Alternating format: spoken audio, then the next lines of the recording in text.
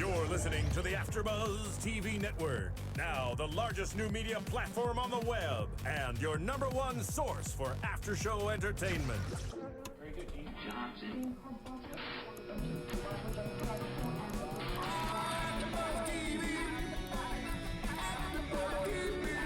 From the AFTERBUZZ Studios in Los Angeles, California, presented by Maria Menounos and Bing.com, and streaming live thanks to Akamai Technologies. This is AFTERBUZZ TV's The Fosters After Show. We'll break down tonight's episode and get you all the latest news and gossip. And now, another post-game wrap-up show for your favorite TV show. It's AFTERBUZZ TV's The Fosters After Show.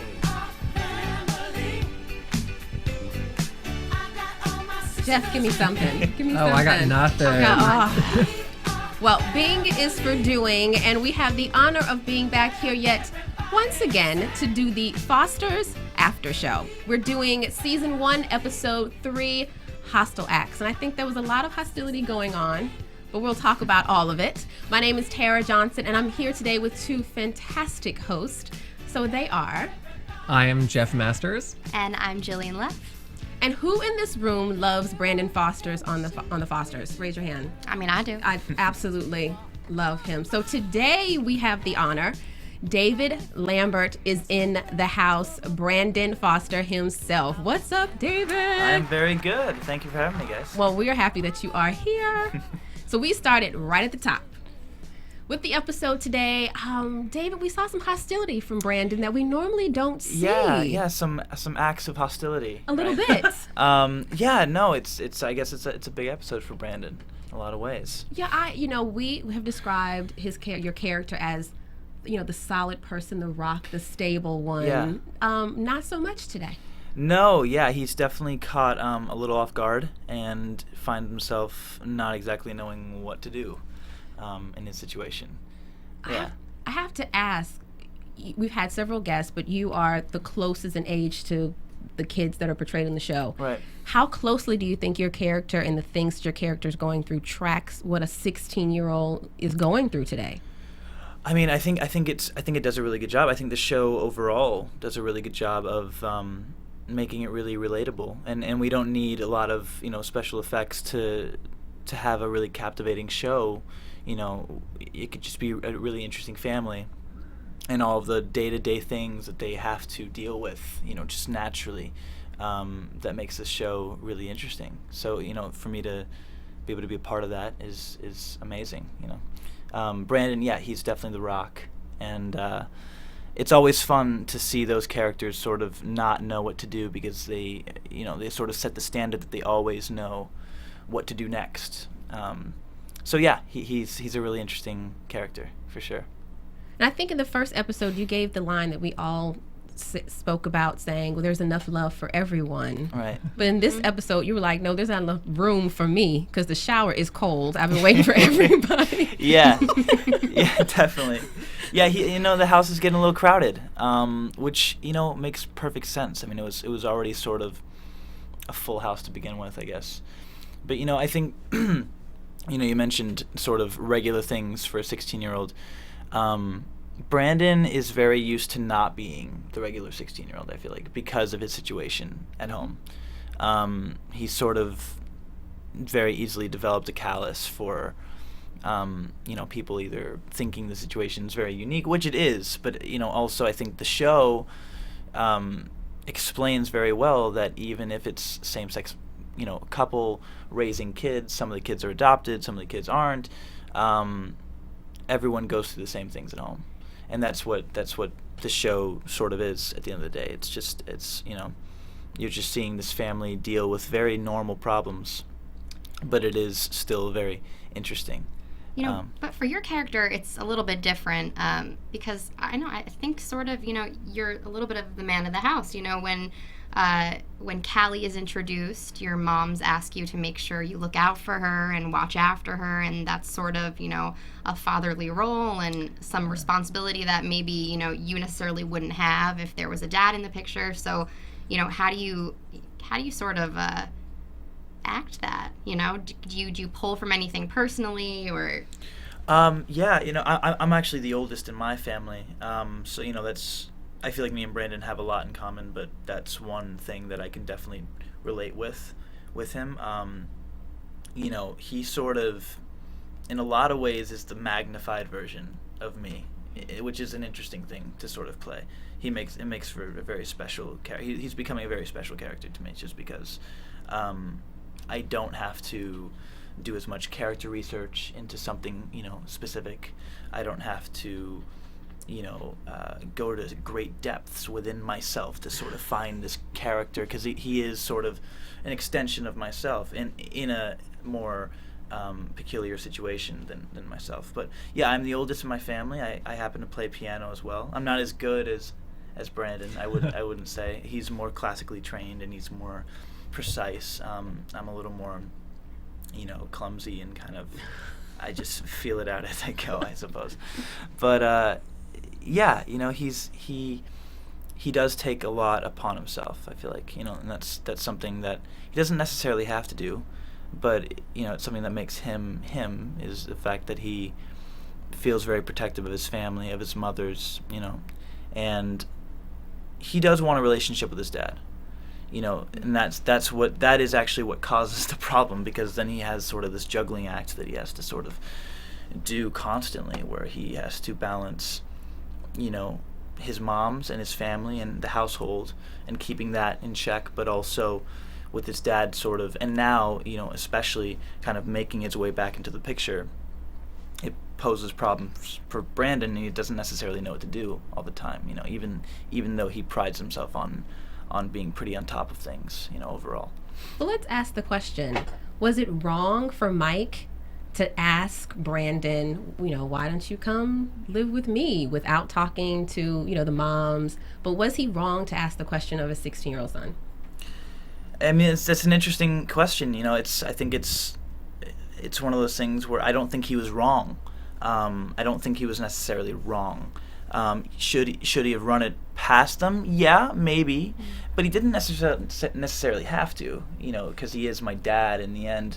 But that's the thing. It's an interesting relationship, because there are really 3 parents involved. Steph said it in the second episode, and I think it's a very true statement. He is raised by 3 parents, and that kind of provides a different set of rules almost in terms of how to approach things. I think that's why that scene was so interesting, because we know where he was coming from. He has every right to ask that and to want that. Yeah. And yet it is causing drama, you know? I have to agree with you. I think that he was a little bit wrong and a little bit right. And especially, we had Danny Nucci, a.k.a. Mike, a.k.a. your dad, on the show last week. And I think it gave us a really good idea of who Mike is as a character, and how much is going to be revealed in the coming shows, and sort of the dynamic between him, Lena, Steph, and you. And I just, he is your dad, but it's a 3-way thing. You have to run it by everybody, and to sort of put those ideas in your head is also extremely confusing to a 16-year-old to have to make a choice like that. Definitely. Yeah, I thought it was heavy and I thought it was great that the mom said, well, it's your decision, but for a 16-year-old, it was almost as if you put a, ton boulder on the kid's shoulders, and now they're trying to carry that around and try to figure out what to do to balance everyone, to make everyone happy. It just seemed like a really heavy thing for a 16-year-old to decide that, and it had so many different consequences to so many different people. And we were saying among ourselves that the reaction from everyone in the family we thought was interesting also. Callie's reaction was very different from Jesus's reaction, and that showed the different perspectives in everyone's family. I was somewhat surprised, definitely about Callie's, but we think that's for different reasons. We'll talk about that. But I love how Jesus came and talked about it too. Was anybody else shocked, or the reaction of, when everyone came to Brandon to say, give their piece and give their opinion of, should you stay or should you go? No, I think that's what I like most about the show, is that everybody is just very open. They're not passive aggressive. If they have a problem, they say it. Your dad asked you to move in with you, and you didn't just bottle up and tweet about it. You said hey mom, this is what's going on. And I think it's nice to see people talking about issues instead of, I feel other shows I see that annoy me so much. I'm if you just go to your mom and you talk to her about the issue, talk it out. However, if we're going to bring up somebody that's passive aggressive, we have to bring up Miss Talia. Oh, God. Because she has become the supervillain in The Fosters, or at least at our table. Absolutely. You know, she has really, she really has some tude. And a lot of things happened with her in this episode. The weird dynamic between Callie and her, and, you know, that was sort of building, and I think that it's definitely going to explode maybe in the next episode. Right. But as far as that, you know, she is extremely passive-aggressive and clearly wanted Brandon to live with his father. No questions. But strictly just to benefit her and to separate him from Callie. Absolutely. Not being concerned about anyone else in the family, how his moms would feel, his other brothers and sisters. It was just so I can get my man away from Callie and have him to myself. Mm-hmm. And it kind of shows how selfish she is. We are not fans, I just have to say. We are trying to but it's just... Of the character, not the actress. That's right. I'm sure you're lovely. Yeah, and Madison's we invite you. amazing. Yeah, and Madison, you can come to AFTERBUZZ anytime. But your character... She's great. And that last scene, though, when she, throws out, how about Liam? I cannot wait to find out who Liam is. I know. Liam, yeah. No, that's some interesting stuff. That's, you know, there's, and that's the great thing about the writing, you know, it is layered. It really is. There's a lot of things to be explained. I'll say that, you know, especially with Callie and more characters too, not just Callie. You know, obviously Callie has the ominous sort of, you know, you don't know exactly where she comes from or what has happened in her past. So some light will be shed there. But you do learn more about Mike, and that relationship with Brandon and Mike is one of my favorite things that I get to be a part of, just because it's so up and down. It really is a roller coaster. You know, they love each other. They're definitely father and son, and you know they have that. But at the same time, they're very dysfunctional in a lot of ways, in terms of communication, in terms of patience with each other, and rarely are they on the same page, actually. You know, usually it's Mike trying to make himself the best dad he can, and then it's Brandon, you know, feeling some sort of guilt or feeling some sort of, you know, thought in the back of his head that's not allowing him to fully enjoy his dad. There's always some sort of tension there for one reason or another, which makes it really interesting for me. And you know, Brandon, a lot of his struggle comes from, you know, his parents again. So obviously, you know, for me, I love working with Terry Polo and Sherry Som, who plays Stefanina, and then Danny Nucci is amazing. So for me to constantly be working with them is a really exciting thing. I think one of my favorite things about Terry Polo is just the writing. You just see that she's a great mom. Yeah. And I love that. Well, actually, I have a fan question on Twitter, okay, if you'd be willing to answer it. Yeah. It is from @Foster's Fan Club, the Foster's Fan Club. And they asked, is having seasoned actors around, such as Terry Polo, helpful for improving your own techniques? Definitely. I mean, and that's one of the interesting things, because the show is so grounded in just people, and we're trying to make it as realistic as possible. There's a lot of you know, care that goes into the performances, and you know how these conversations would go. You know, the writers are really good at being open to, you know, minor changes in dialogue. If we feel like, you know, on the day it becomes more comfortable, it becomes its own thing, which usually does. And what's so great about Terry is, and a lot of them, they all have their own unique thing that they bring, but Terry has a distinct way of bringing out a lot in me.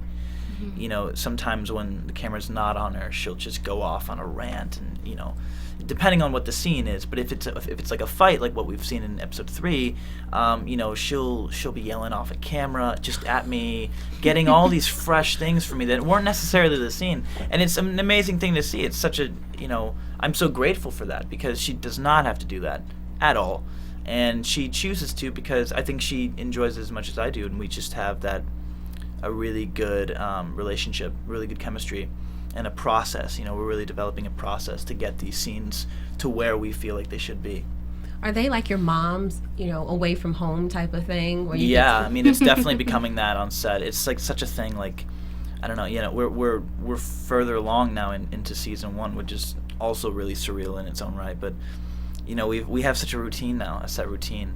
I look at like the call sheet and I see, I'm like, okay, I got a scene with Maya coming up, Sherry, Terry, Danny, okay, and all of those are very different experiences. Those are all very different types of actors. Neither one is better than the next, but it just makes for different games that we have to play with each other, to get those scenes right. And it's an amazing thing. As an actor, I'm growing so much. It's one of those things that I realize as it's happening. I mean, speaking of having a scene with someone, the scene that you had at the end of the episode with you and Danny Nucci, who plays your father, Mike, when you're telling him, I can't come move in with you. And it's just this kind of look that you give him, and you don't have to say anything else, and he hugs you, and then you see the piano, and it's just, how did you get through that scene? That was a rough one, I mean, it's really, there's no easy way around it. It's a lot of, I think for that one, I kind of just stopped talking. I got really antisocial and went off on my own for a while, and then just came back and then did the scene. And me and Danny were there for each other for that whole thing, the 2 hours or so that it took to do. And I think that's what you feel on this set. It's just that mutual respect for everyone, cast and crew. Everyone works hard to pull the best out of each other, and even when the camera's not on you, I'm still going 100% because I'm required to. It has to happen, I believe, for the scene to be, where it should be or where it could be, And I think that we as a cast just want the best. We want to produce a really good quality show. And ABC Family's made this a good opportunity and a really good vehicle to do so. So we're just taking advantage, I suppose. I know. Do you read these scripts and go, what did you come up with? This is the craziest thing I've ever seen. Yeah, it's amazing. It's amazing writing. We tell them every day, I feel like, every time there's a new table read, everyone kind of, after we turn the last page, we're all like, okay, that's another week, okay, here we go. And then it's Monday and you have to do it. You don't have any time to really sit down and think about it. You just, here's the scene, this is what we're doing today, and you just take it as it comes, There's really, I don't think there's any other way to do it. Well, I think that's how we feel when we watch the episode, because we just can't believe what's happening every time we see another show. Yeah. And so we talked about, in this episode, there were a couple of big secrets revealed that we didn't know before. Well, we knew, but maybe someone else didn't know. So it was interesting that Mariana said to Callie, told her what really happened with the pills and talking to her mom, and the relationship between the two of them, I think it's really hot and cold. Like, I think it's starting to go positively. They're going to be almost like sister figures, and then it just takes this real hard left. Like, I don't know what's going on. They're going to scratch each other's eyes out.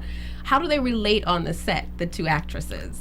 Maya and Sierra, Maya Mitchell, who plays Callie, and Sierra Ramirez, who plays Mariana, they're great. I mean, everyone's so great, though, is the thing. Like, the whole cast.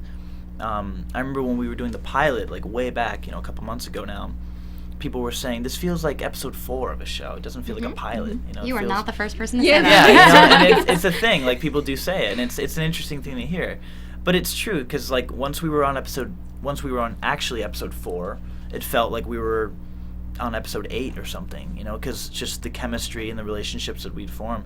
Maya and Sierra get along fine. They're perfect. I mean, everyone is so fun on set. Everyone has a good time. We're playing music in the makeup trailers.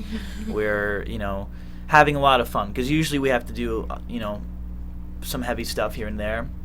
So we kind of try to keep it light for each other, so we don't go too crazy, with all the stuff we have to handle. But another cool thing is the show, the way it ended up going. The pilot and even episode 2, everyone's sort of still in the same place. But starting with episode 3 and moving on, everyone kind of does their own thing and goes, we're seeing that. We're seeing the beginnings of that. But it really starts to develop and branch out for everyone. Jesus is doing his thing with Lexi, and then there's Mariana, and that stuff sort of intertwines, and then we have like Steph and Lena, and then we have Brandon and Callie, and that stuff sort of intertwines. But it's all this big old, family tree, I guess, Yeah. in a sense. Let's go back to Jesus and Lexi. Mhm. I want to talk about that a little bit. So Jesus makes moves on Lexi in last week's episode. It's great. We're all cheering for him, super happy. He's playing the game, she's playing the game. This episode, he decides to meet up with her, but he talks to Mariana before, and she sort of knows what's going on because a woman's intuition never lies, ladies and gentlemen. This is true. So he pulls the great brother card again and ditches Lexi because of Mariana. So I kind of want to know, if you were in that situation, would you ditch the girl for your sister or your brother? See, I don't understand why he ditched her. I mean, I love my siblings, but I mean, I wouldn't let my siblings get in the way of my love either. I mean, teenage love is a special thing. It just happens. You can't control it. So I understand it could be an issue and maybe a conversation. I mean, who knows? Maybe she'd steal something of his out of his room. You know how brother and sisters, they get down. But I don't know why it had to stop him in his tracks at the beach and he had to make a 180. I don't understand it. I think that's just where like their great history comes through. Like they went through like the foster system together. That's all they had was each other, and so like they're still like sticking up for each other. Yeah, definitely. I think that's right. I think they have this connection, and Jesus, will put her first. In that sense, he's actually kind of like Brandon, where he puts other people in front of himself, especially Mariana. If if not anyone else, it'd be her. And you do see that. That's sort of a quality of Jesus. He can't stand seeing her upset or hurt or something. He'd much rather feel it himself. And I feel like just because it is like a show and they have to make it dramatic, like you can only like keep somebody's like secrets and covering it for them so much for like it breaks. Yeah. So Yeah. I mean, look it's what like happened. to see when it happens. Look what happened at the end. He's making out with Lexi in the bathroom. There In you the go. bathroom. In the Like, come on, bathroom. romance, high school romance. Come on, There's guys. nothing better than that. I mean, come on. The high school bathroom, I mean, we've all done that, right? No exaggeration. That is exactly what Tara said we were watching Oh, the show. exactly. I did that today. I mean, like, see? Exactly. Mom, don't watch. But I also have to say that thus far, and I don't know if this will change, and you can tell us, David, I've seen Jesus be selfless toward Mariana, but I haven't really seen her make those kind of jumps to come to his defense. And sooner or later, I think that kind of thing is going to crack. And maybe it's cracking already when Jesus found out that she was still talking to their mom. Right. So I'm like, you can't continue to take the bullets for someone so long without feeling they at least have your back. Especially someone you love so much. Exactly. Yeah. No, definitely. I think the Fosters does a really good job of everyone's gonna make a mistake, at some point, probably more than one. And Mariana is sort of at this point right now where she's making a lot of mistakes and falling down a lot. But the show does such a good job of bringing everyone full circle at all times. So everyone's gonna make a mistake, but then everyone's gonna redeem themselves in one way or another. So it all comes back around in a sense, and everyone's there for each other, and plays their part.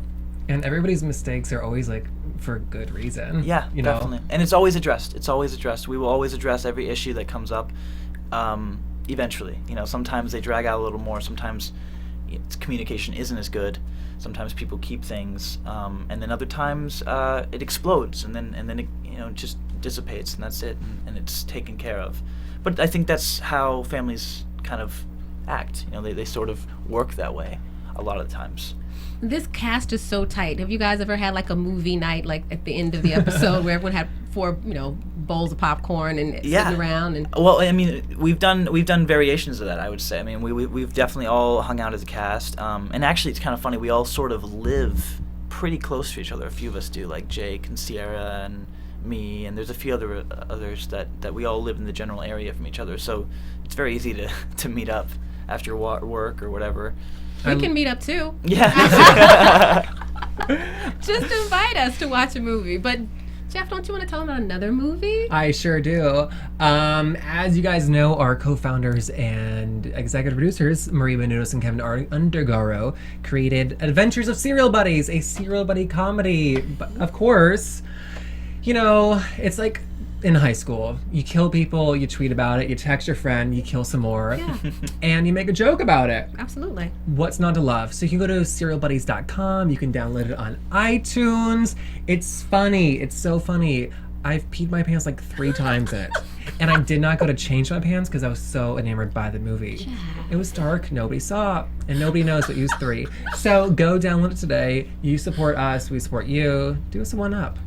Do a 1-up. It doesn't get any better than that. Right. Speaking of helping out, let's talk about Callie and Jude and their relationship. And the fact that we love Jude. He's the cutest thing ever, but he needs to pass this 7th grade proficiency test. Indeed. Yeah, no, it's a really sad little thing that he has to deal with, that he has to go through, that Lena is sort of in charge of. And then, you know, she decides to do, you know, she makes some decisions. And I think that's sort of a foster quality coming into play, how this family, you know, once you're in, you are in, and they're going to do everything they can to make sure you're good, just like a family would. And this is just an example of Lena kind of doing that for Jude. You can't help but feel for a kid that has been to like a different school every year, and just you see him struggling and you see him wanting to try so hard, and also you see him wanting to stay with this family, because when Callie and Mariana got into it in their room, and Lena had to come in and sort of mediate the situation, Jude was like, come on, like, what are you doing? Yeah. I like it here. Come on, I like these ladies. They're so good to me. And but for him coming to the door, Right. it was going to be a completely situation. It was going to go down completely different. Callie was about to go off. It was like so close. So he is like her, you know, please keep it in line so we can stay here. Don't mess this up for me. Because you're right. He's been so many different places. He doesn't want to go to another place. He's, I think, finally feeling like home. Mm-hmm. Even though they have told him this is not your permanent home, Right. but this will be the place you can stay before you go to your permanent place. While they're filming. Right. Yeah. So he's starting to feel at home. He has all these older brothers and sisters, and he's like, don't mess this up for me. But I felt for Lena in that decision when she was just going through and checking all the wrong answers. And how can you blame him? He's been to 7 schools. Right. Yeah. Like, these issues they bring in are so, like, giant, but they're so, like, real for the situation of the show, which is interesting. Yeah, they do a really good job of keeping it pretty general, pretty zoomed out, but at the same time, you know, specifying certain situations. And I also like the amount of topics, the amount of current and relevant topics they bring up, just full force. They're very blunt with what they bring up, and they continue to be as the season goes on. Just the things we bring up, we do not beat around the bush. We say it how it is, and usually the best topics happen in a really great conversation. There's always such great dialogue. They're really, really good with dialogue. You know, you'll get like a 2 to 3 page scene, you know, all about something, and I'm really excited to see what people think, because there's some really, really interesting topics that we definitely cover coming up. Wow. So far it's been like not forced and not like stereotypes, which is interesting. I mean, I watched the first 2 episodes with some friends, and one of their biggest comments was how after a while you honestly forget that you're watching these 2 lesbians raise a family. You kind of just see them as a family, and it makes complete sense. It feels completely normal, and I love that. I love that we've gotten that across already. So, you know, off the top, and now we can tell stories, because the audience is already used to the aesthetic and the characters and the theme, and now we can really have some fun and develop these characters, and I think that's what everyone is really, that's what we were excited for, you know, in terms of acting. But now it's really fun to watch it and see how people will receive it and what they connect with, and what kind of conversations will come from these episodes. I mean, as far as the show and also ABC Family, I feel like for the first time, and I know we've talked about this before, but they're sort of giving voices to people that have not had voices on television. Somebody with ADD, kids in the foster system. You know, sex is a big topic, drug use. They sort of like hit it all, and we're only on episode 3, so I can only imagine where this is going to go. I mean, can you give us any hints as to maybe a hot button issue that might be brought up? I honestly don't know the amount of hintage I can give you guys. I know that it's only going to get more developed. Everyone really has their own journey. You're going to learn more about Callie and her backstory, and that's a really interesting relationship. You know, Callie and Jude. That's one of my favorite things to watch, because you have Jude, who kind of represents like the innocence of both of them, for both of them, honestly, because Callie definitely is more hardened and wise beyond her years, just because she has to be, for his sake. And so, you know, with them in the house now, even if it's temporary or whatever is going to happen there, I think Callie always feels the need to put on a few different masks for a few different people, and she becomes more of just a girl. You get to see the girl.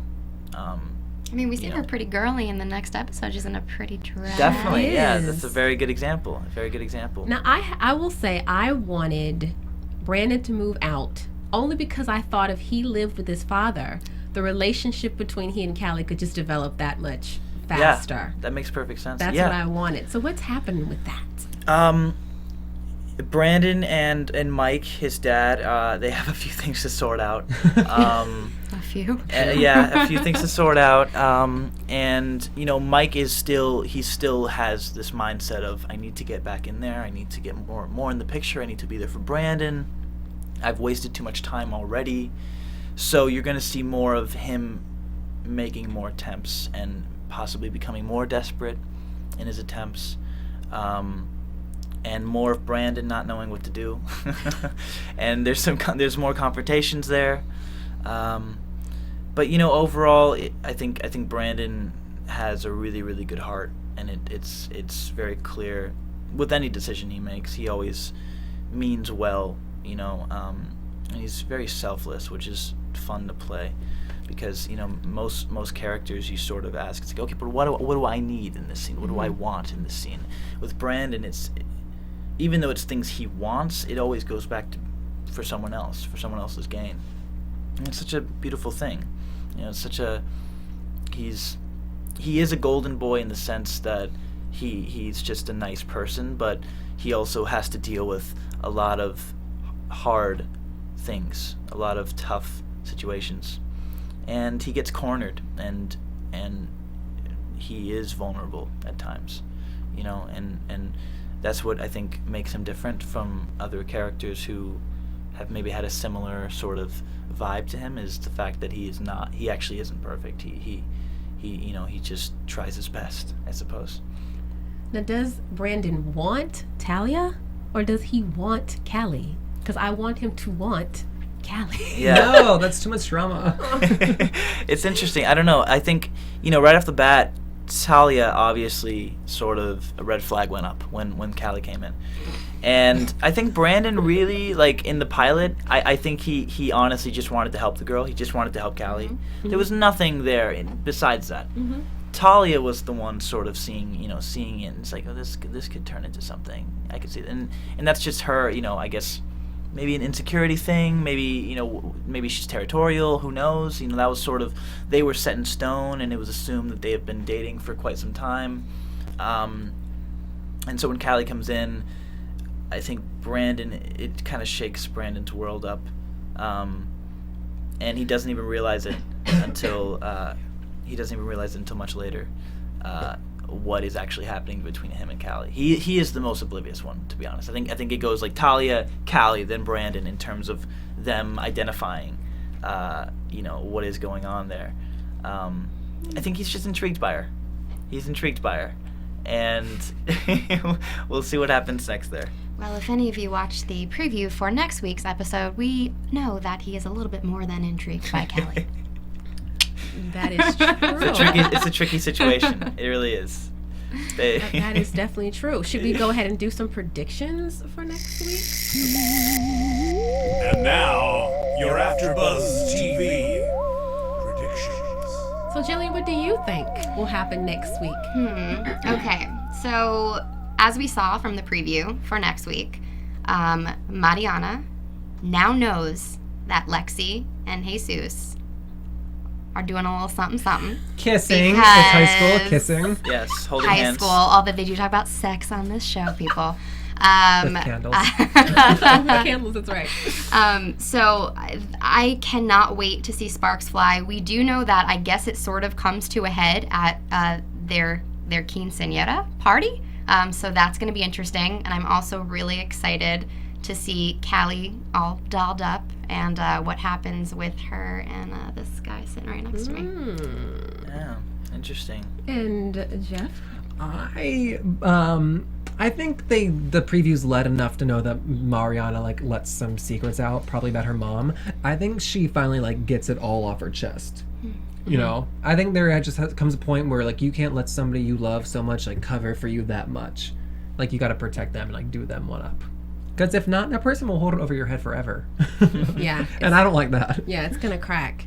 I think, this maybe is a wish list. Maybe I'll make a wish, Okay. not a prediction. Okay, break it down. Number 1. My wish is for Callie to pull Talia by the back of her hair and maybe like throw her down some stairs, because I want to know who Liam is, and she has that little piece of information that she's holding over Callie's head. And it seems to be a juicy bit of information. It's Liam Neeson, right?